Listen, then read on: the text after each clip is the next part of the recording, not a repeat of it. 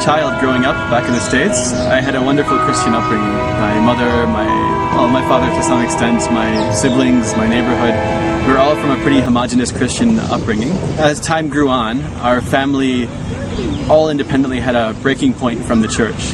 It wasn't like we stopped believing in God or in Christianity even for that part, but we felt that something about the organized church didn't fit any of us. So that was when I went off in more of an exploratory mission of my own. And at that point I started searching about different religions, including Judaism, Christianity, and Islam. I stayed to, as it would seem, as the Ahl al-Kitab, without even knowing it. I didn't look in much beyond that. I was somewhat intrigued by going to North Africa, and I was offered a position in Tunisia. The community in the West wasn't easy for me to make that transition. Many of them said things about Africa or about very tribal regions and Arabs, and I didn't listen. I came anyways, and alhamdulillah, I found people in Tunisia who maybe not, they didn't really tell me everything about Islam. It wasn't a place that a foreigner comes and learns about the religion too much. But I did find people there who were so kind, and they would show me the sincere generosity that I only found in this part of the world. Not saying it doesn't happen everywhere, but for some reason Tunisians really demonstrated to me that there's something deep in their culture, something very, very, very well established that was central to all the people.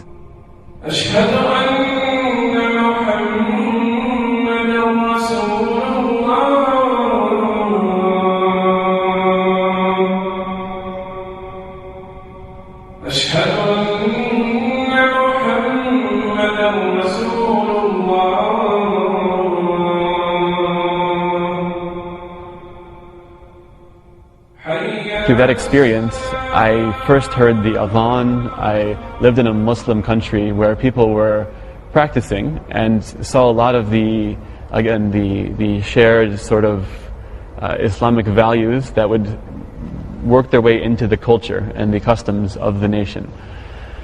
And I remember the funny story. The first time I heard the adhan, we were walking on the street, and all of a sudden the speaker comes out and says, Allahu Akbar, and I said in French, qui chante? In other words, who's singing?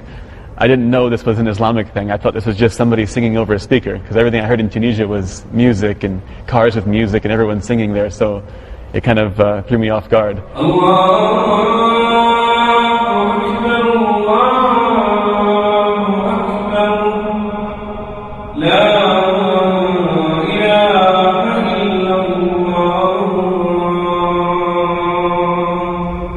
When I was in the university, I studied a bit of Islam, and I felt that Islam was something a bit pure but different. So I never had any bad thoughts of the religion or the people, but I felt it was way too different for me.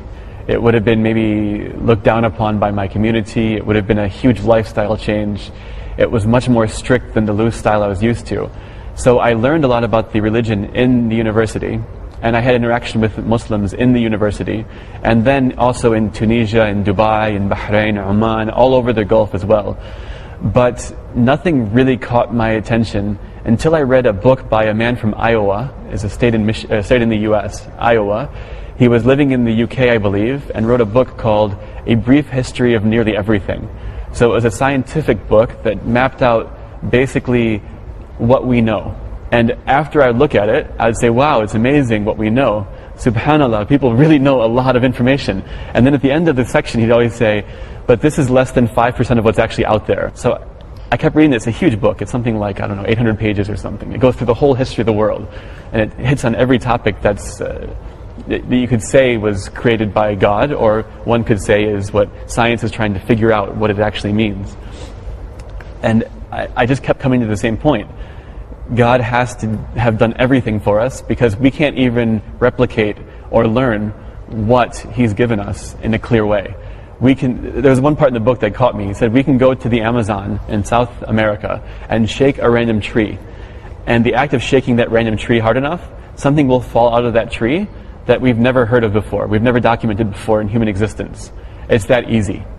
I had friends, mostly living here in Dubai and in the Gulf. Like I said, I lived between Dubai, Bahrain, Oman, Tunis, with a lot of visits to Egypt and other countries in the region. And I just asked all of them questions, to the point where people would tell me, stop asking questions because you're just going to stop yourself from making the next move in your life.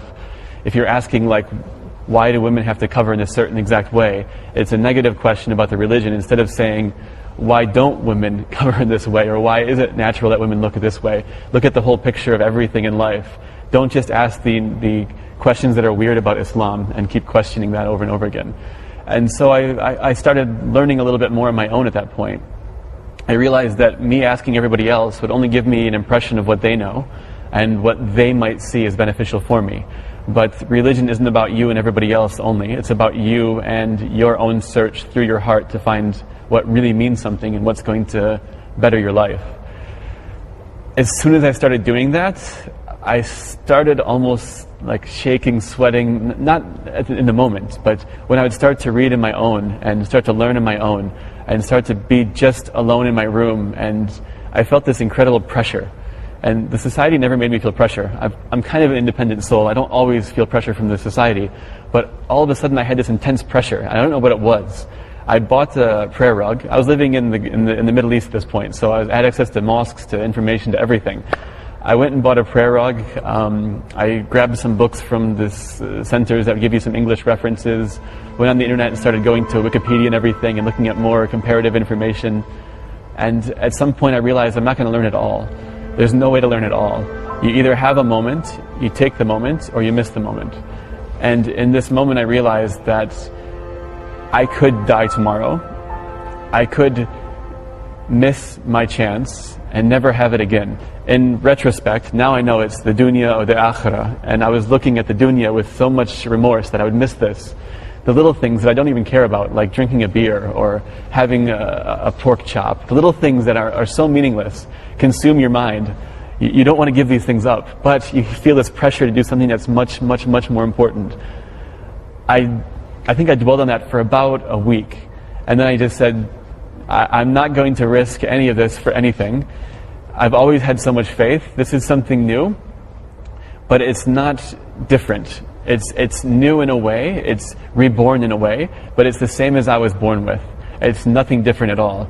And I said the Shahada at that point, all by myself, in my room, cornered, and tried praying as best as I could without really knowing anything. At that moment was when I really gave up. That was when I submitted. That was when I said, anything in this life is meaningless because it could all end tomorrow. And unless I prepare for what's going to happen after that, my life was without any meaning. It was just me having fun, living, enjoying, and it wouldn't have been substantive. We're now at Saif's house. I met her when I went for Umrah.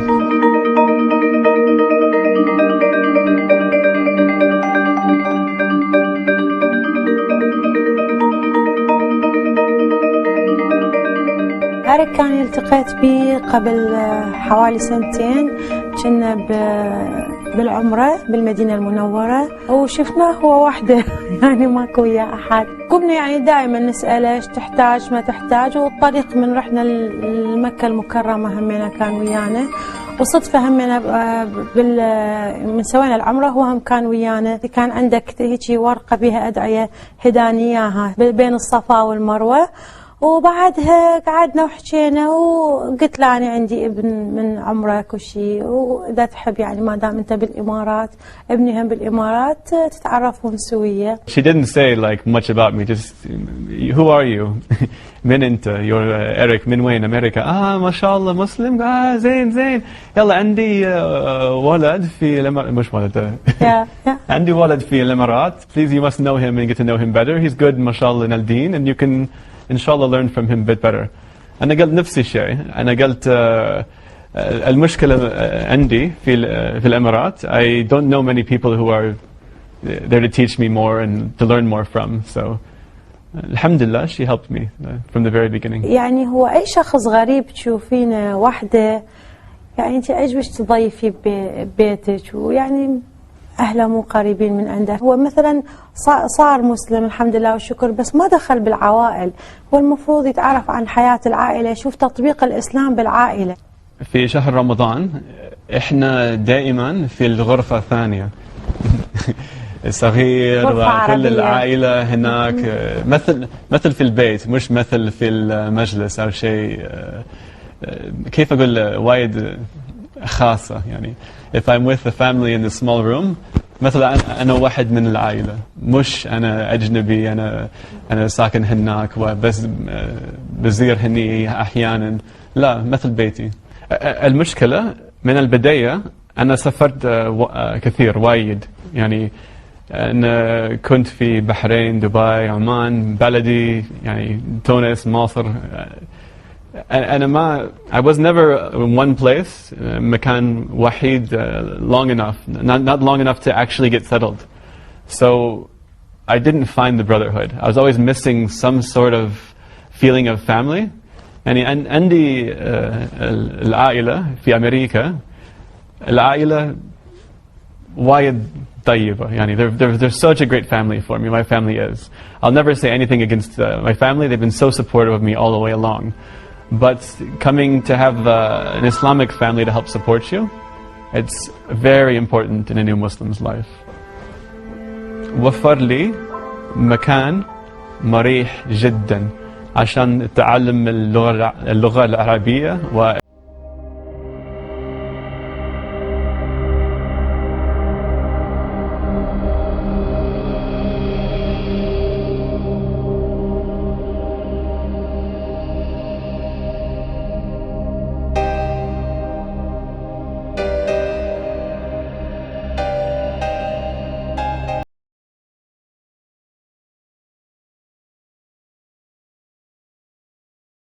We start that by getting information from them, making sure that they are actually in need, finding the families from the network, the neighborhoods, the charities, and then we will basically go visit them and assess their needs in more detail.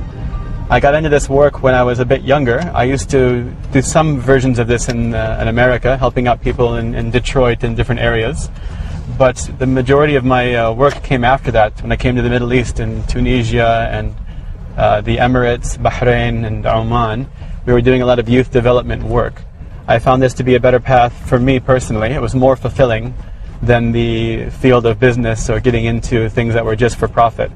So I've actually been working for a non-profit sector for the last 6 or so years. Excuse me one second. The volunteers are all here. And we will be meeting them right now and going inside the homes. Yes. Hi, Ahmed. You're here? Yes, we're coming right in now, okay? Thank you very much. Bye.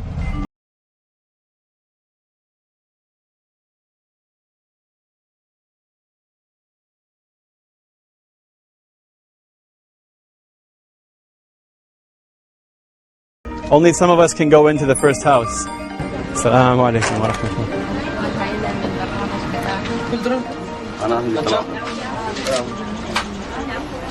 Is your family here? My son, their house. Your son house here, Yeah. yes? And you live here also or no? Yes, I live there. This big house. There. In this house over here. This your daughter here? They live in this room? Big room there. كم شهر؟ 7 شهور. And شو المشكلة في البيت؟ يعني في البيت راتب 1500 فقط. في أبوك أمك أنت وعلي صغير صح؟ 4 أشخاص. Visa making company. كل البيت 1500 بس. No, he's catering. They're giving 1,500 is catering for the visa. For the visa? Yeah. Every month 500 for the visa. So right now we have the volunteers everywhere running around visiting the families. We're going to basically continue to spread out throughout the area and take the information from the families. If they prove that they need extra things like a kitchen, like a sofa, a bed, as part of the program that the volunteers will come and put the mafrushat and all of the different items in the house, assemble them and help them basically. وما تفعلوا من خير يعلمه الله وتزودوا فإن خير الزاد التقوى واتقون يا أولي الألباب. Whenever it comes to learning or reading or the Quran or learning Arabic or even learning some very basic fundamentals on Islam. The first thing that I do is say, everything around me is in Arabic. So I have to learn Arabic first to get there. And then I say, this is my old me by the way, then I would say, okay, well, I have to learn Arabic, but everybody around me speaks English. Then I would keep saying, okay, my job requires me to speak some Arabic because it's a volunteer program with all locals. So I have to learn some Arabic for my job, but they're not funding my Arabic courses or giving me time off to support this. So everybody externally is not allowing me or forcing me or helping me too much along the way. That's the biggest struggle you find when you become a new Muslim. The individuals come and go. Some of them support you a little bit. Everybody says they want to help you, but maybe they aren't the right people to help you in the first place. But I forced myself a bit here and there to learn a lot more and to try to practice actually some classical Arabic, not just the slang that you pick up on the streets with the people and how to communicate, but learning a bit more about the original Arabic. Everything has been given to me. I'm very fortunate. I should not have to suffer just because I have to find a little different way of living my life or something I have to learn to live my life better. So little by little I've become a little bit stronger and more self-sufficient in terms of this and not depending on so many people to help me along the way, which is good and bad because it speaks worlds about what is my perception and my experience of the Muslim community, but also about how you have to really answer for yourself on the day of judgment and every day of your life. It's not about anybody else, it's about how you answer for yourself. She sells seashells by the seashore. مرحبا مرحبا الساعة شو اخبارك يا ريال؟ الحمد لله تمام الحمد لله. يا انت وين ديارك؟ I try a little bit but not good, huh? أبى آكل مكبوس وسمك مكبوس بالسمك. وايد جوعان. احيانا بس اريد السلطه او شيء بسيط يعني. الحين عيش سمك دجاج سمبوسه اي شيء